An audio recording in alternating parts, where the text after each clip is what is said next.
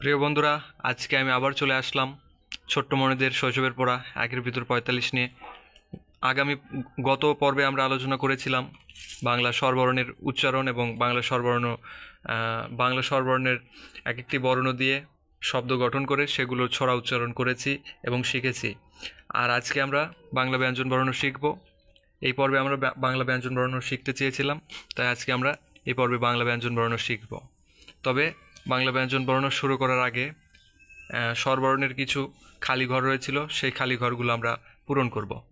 যেমন এখানে খালি ঘরের সঠিক বর্ণ লিখতে বলা হয়েছে এবং বলতে বলা হয়েছে। আমরা শুধু বলবো, আমরা কোনো অন্য পর্বে এই বর্ণগুলোকে এই ফাঁকা ঘরে লিখব। তাহলে খালি ঘর আমাদের পূর্ণ করতে বলেছে। স্বর এরপর যে বর্ণটি হবে সেই বর্ণটি খালি ঘরে দিতে হবে। স্বর এর পরে স্বরা, স্বরায়ের পরে রস্বই রয়েছে। রস্বইয়ের পরে আরেকটি বর্ণ নেই, সেটি হচ্ছে দীর্ঘই। দীর্ঘই বর্ণ এইখানে এই খালি ঘরটিতে বসবে। এরপর রস্বউ, রস্বউ রয়েছে কিন্তু রস্বউর পরে যে বর্ণ সেই বর্ণটি নেই, সেই বর্ণ আমাদের এই খালি ঘরে দিতে হবে।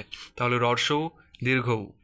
রি, রি রয়েছে কিন্তু রিয়ের পরে যে ফাঁকা ঘরটি, এই ফাঁকা ঘরটিতে কোনো বর্ণ নেই। তাহলে রি এর পরে যে বর্ণটি হবে সেটি হচ্ছে এ বসবে এই ফাঁকা ঘরে।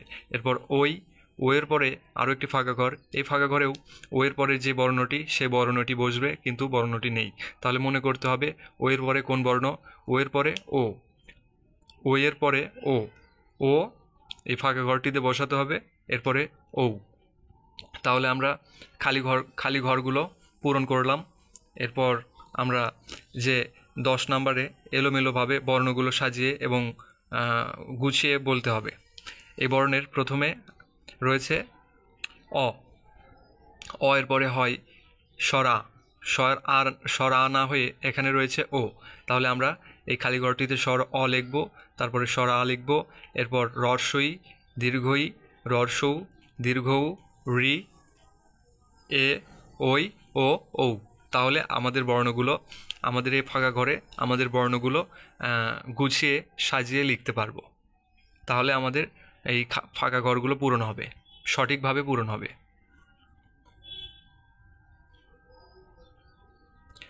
11 নম্বর ফাঁকা ঘরে রয়েছে, ফাঁকা ঘরগুলোতে প্রথম বর্ণটি লিখতে হবে।